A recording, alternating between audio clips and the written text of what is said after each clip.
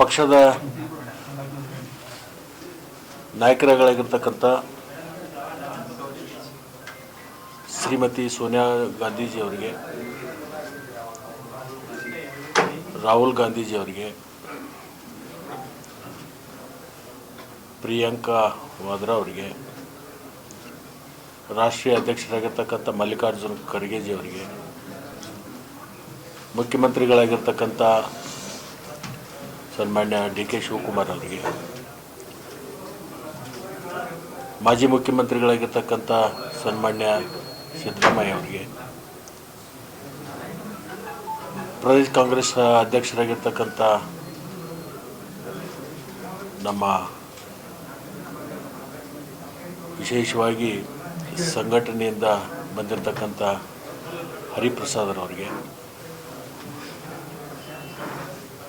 ಮತ್ತು ಪ್ರತ್ಯಕ್ಷ ಅಪ್ರತ್ಯಕ್ಷವಾಗಿ ನನಗೆ ಸಚಿವ ಸ್ಥಾನ ಕೊಡಿಸಲಿಕ್ಕೆ ಮತ್ತು ಕೊಟ್ಟಿರ್ತಕ್ಕಂಥ ಎಲ್ಲ ನಾಯಕರಿಗೆ ನಾನು ಬೆಳಗಾವಿ ಜಿಲ್ಲೆಯ ಜನರ ಪರವಾಗಿ ಮತ್ತು ನನ್ನ ವೈಯಕ್ತಿಕ ಪರವಾಗಿ ತುಂಬ ಹೃದಯದ ಅಭಿನಂದನೆಗಳನ್ನು ಅವರಿಗೆ ನಾನು ಸಲ್ಲಿಸ್ತೀನಿ. ಬಹುಶಃ ಭಾರತೀಯ ಜನತಾ ಪಕ್ಷದಲ್ಲಿ ಸುಮಾರು 25 ವರ್ಷ ಕಾರ್ಯಗಳನ್ನು ಮಾಡಿ ಆ ಪಕ್ಷವನ್ನು ತೊರೆದು ಕಾಂಗ್ರೆಸ್ ಪಕ್ಷಕ್ಕೆ ಸೇರಿದ ಮೇಲೆ ನನ್ನ ಕ್ಷೇತ್ರದ ಜನ ನನ್ನನ್ನು ಒಪ್ಪಿಕೊಂಡು ನನಗೆ ಭಾಳ ದೊಡ್ಡ ಅಂತರದಿಂದ ಗೆಲ್ಲಿಸುವಂಥ ಕೆಲಸವನ್ನು ನನ್ನ ಕ್ಷೇತ್ರದ ಜನ ಕೇವಲ ನನಗೆ ಮತಗಳನ್ನು ಹಾಕಲಿಲ್ಲ, ಮತಗಳ ಮುಖಾಂತರ ಅವತ್ತೇ ನನಗೆ ಆಶೀರ್ವಾದ ಮಾಡಿದರು.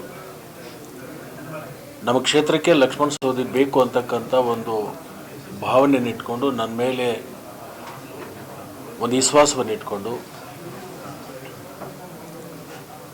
ಅನೇಕ ವರ್ಷಗಳಿಂದ ನನ್ನನ್ನು ಬೆಳೆಸಿರ್ತಕ್ಕಂಥ ಮತ್ತು ಪೋಷಣೆ ಮಾಡಿರ್ತಕ್ಕಂಥ ನನ್ನ ಕ್ಷೇತ್ರದ ಎಲ್ಲ ಮತದಾರ ಪ್ರಭುಗಳಿಗೆ ಮತ್ತು ವಿಶೇಷವಾಗಿ ನನ್ನ ಗೆಲುವಿಗೆ ಯಾವಾಗಲೂ ನನಗೆ ಬೆನ್ನೆಲುಬಾಗಿ ನಿಂತಿರ್ತಕ್ಕಂಥ ಹಿರಿಯರಿಗೆ ಮತ್ತು ಪ್ರಮುಖ ಕಾರ್ಯಕರ್ತರಿಗೆ ಅವರೆಲ್ಲರಿಗೂ ಕೂಡ ನಾನು ಅತ್ಯಂತ ತಲೆಬಾಗಿ ಅಭಿನಂದನೆಗಳನ್ನು ಸಲ್ಲಿಸ್ತೀನಿ. ಬಹುಶಃ ಇಡೀ ಚುನಾವಣೆ ಇರ್ಬೋದು, ಆವತ್ತಿನಡದು ಇವತ್ತಿನ ತನಕ ಮಾಧ್ಯಮದ ಸ್ನೇಹಿತರು ಕೂಡ ನನಗೆ ಸಹಕಾರವನ್ನು ಕೊಟ್ಟಿದ್ದಾರೆ.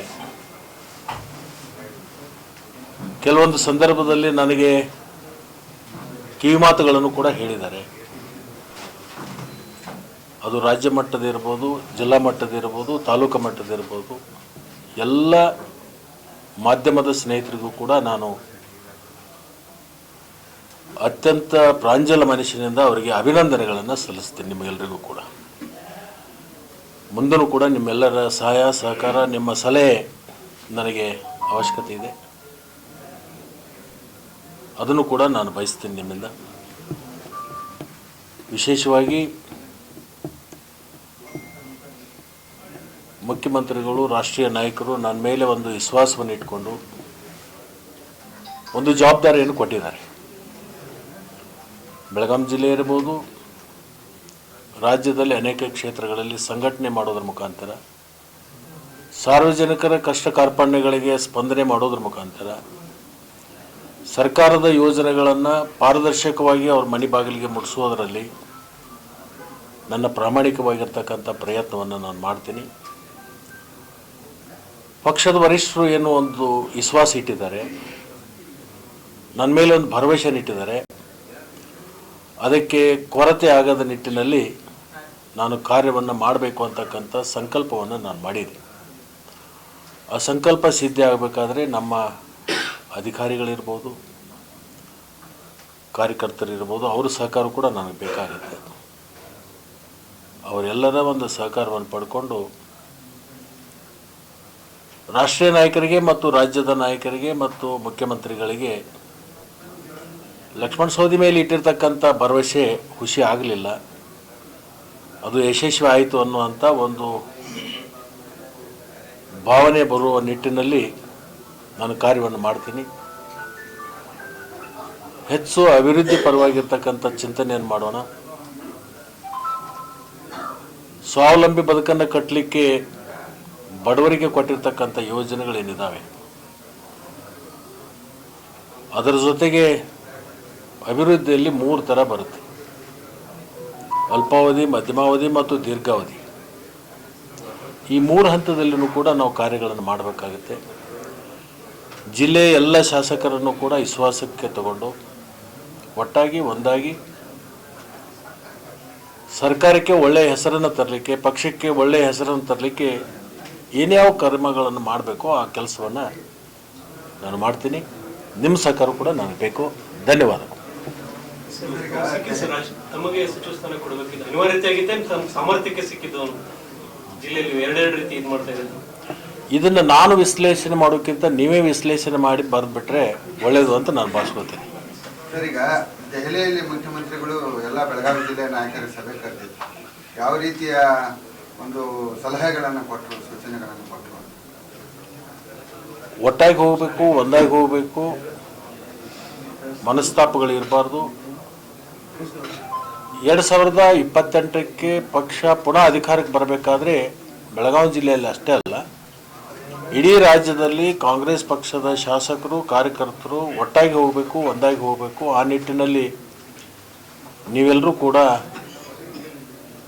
ಒಮ್ಮನಸ್ಸಿನಿಂದ ಕಾರ್ಯಗಳನ್ನು ಮಾಡಬೇಕು, ಒಮ್ಮನಸ್ಸಿನಿಂದ ಹೋಗಬೇಕು ಅಂತಕ್ಕಂಥ ಮಾತುಗಳನ್ನು ಹೇಳಬೇಕು.